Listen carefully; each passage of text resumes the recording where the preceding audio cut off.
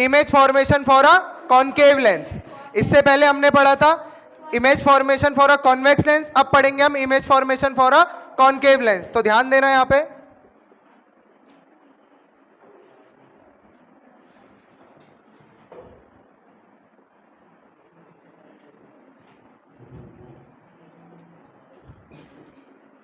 Image formation for a concave lens. अच्छा, वहां मैंने क्या कहा था, रिलेशन होगा पूरा। वहां कॉनकेव में कितने केस होते थे, मिरर में 6 केस होते थे, और यहाँ 6 केस किस में होते हैं, कॉन्वेक्स लेंस में। वहां कॉन्वेक्स मिरर में कितने केस होते थे, 2 केस। तो यहाँ कॉनकेव लेंस में कितने केस होंगे, 2 केस होंगे। तो हमने वही 2 केस पढ़ने। देखो केस नंबर 1, केस नंबर 1 क्या होगा, वहां क्या था केस नंबर 1, जब ऑब्जेक्ट कहां पे रखा है, इंफिनिटी। तो सेम यहां पे होगा, when object is placed at,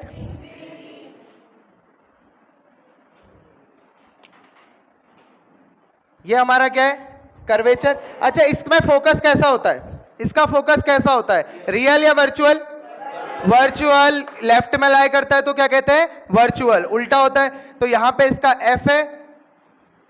अब ऑब्जेक्ट जब इंफिनिटी पे होता है वहां क्या करते हैं, सेम वही होगा जैसा वहां करते थे। ऑब्जेक्ट जब इंफिनिटी पे होता है तो रेस कैसे आती है, parallel to the principal axis.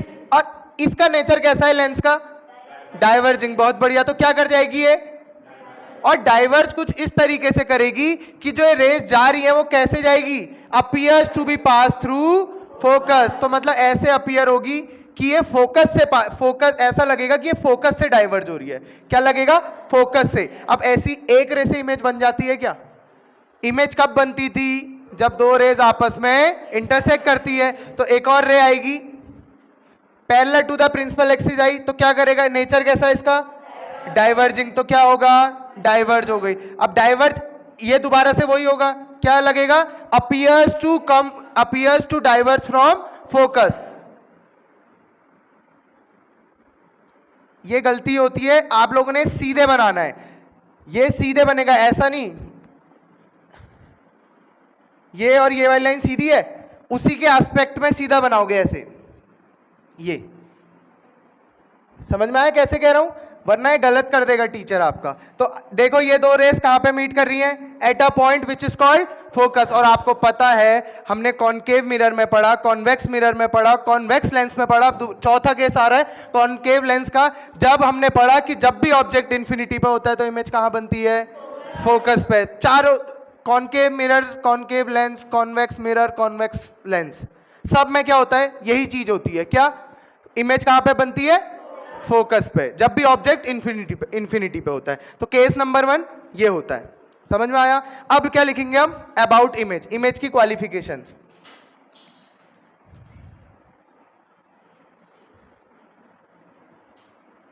सबसे पहले इमेज कहां पे बन रही है, एट फोकस।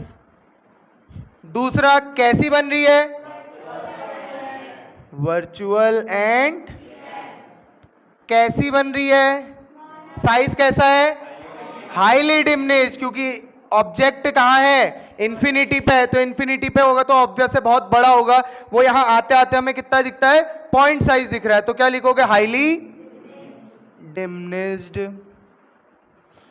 समझ में आया, कोई दिक्कत, पक्का। तो ये क्या था हमारा case number 1, when object is placed at infinity. हमेशा याद रखना, जब भी ऑब्जेक्ट इंफिनिटी पे रखा जाएगा, चाहे कोई भी लेंस हो, कोई भी मिरर हो, इमेज कहां बनने वाली है।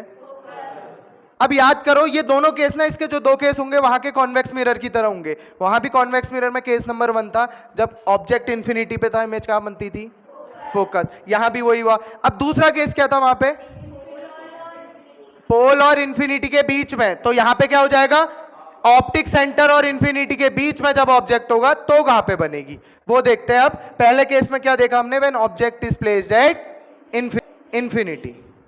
चलो केस नंबर 2 करते हैं। अब केस नंबर 2 में ऑब्जेक्ट कहां पे रखा होगा, between optic centre and infinity. Optic centre और इंफिनिटी के बीच में होगा। Case 2, when object is between optic centre and infinity. तो बनाते हैं, देखते हैं कैसा बनता है।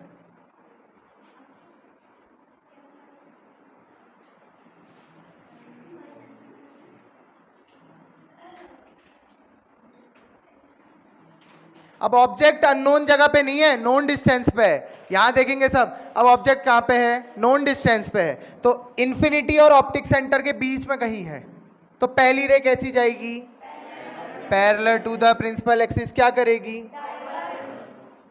डाइवर्ज। अब पैरेलल जा रही है तो ऑब्वियस है ये किसी एक पॉइंट पे आके मिल ली होगी, और इस पॉइंट का नाम क्या होगा, ठीक हो गया। अब दूसरी रे कहां से पास हो रही होगी, ऑप्टिक सेंटर से, कुछ ऐसी जा रही होगी, और विदाउट बेंडिंग सीधे सीधे रिफ्रैक्शन हो जाएगा। क्यों, रूल नंबर 2, ऑप्टिक सेंटर से जो भी रे पास होती है वो विदाउट बेंडिंग सीधे सीधे पास हो जाती है। तो देखो ये दोनों रेस कहां पे मिल रही हैं,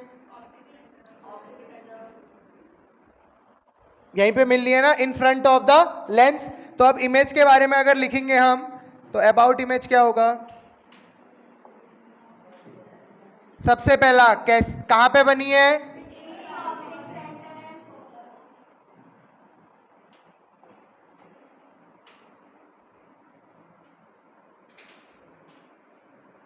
दूसरा कैसी बनी है, वर्चुअल एंड इरेक्ट, तीसरा साइज कैसा है, स्मॉलर देन द,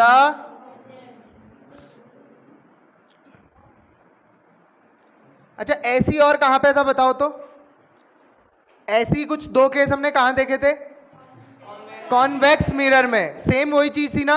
अच्छा अब देखो रिलेट करो, यहां देखो सब रिलेट करो, जब भी आपको छोटी चीज को बड़ा करके देखना है तो कौन सा लेंस यूज करोगे, कॉन्वेक्स लेंस। कौन सा लेंस, कॉन्वेक्स लेंस। कल दिखाया था ना, ये ग्लास है, मैं इसको यहां पे देखो, आपको ये बड़ा बड़ा दिख रहा होगा, जो भी मैग्नीफाइंग ग्लास में ग्लास यूज होता है वो ये देखो बड़ा दिख रहा है, क्यों, क्योंकि इसकी नेचर है कि ये ऑब्जेक्ट जो होता है उसको बड़ा करके दिखाने लग जाता है। तो जब भी आपने केस भी तो पढ़े थे, अगर प्रैक्टिकल नहीं भी आ रहा समझ तो वो देखो ना, थ्योरेटिकल आपने 6 केस पढ़े थे, 6 में से 3 केस ऐसे थे जिसमें ऑब्जेक्ट इमेज हमें बड़ी मिल रही थी, चौथा केस ऐसा था same size as the object, 2 case में छोटी इमेज मिल रही थी। तो ज्यादा पॉसिबिलिटी किसकी है कि इमेज बड़ी मिलती है, इमेज बड़ी मिलती है। तो जब भी आपको इमेज बड़ी चाहिए तो कौन सा लेंस यूज करोगे, कॉन्वेक्स लेंस। और जब भी इमेज छोटी चाहिए तो कौन सा, कॉनकेव लेंस।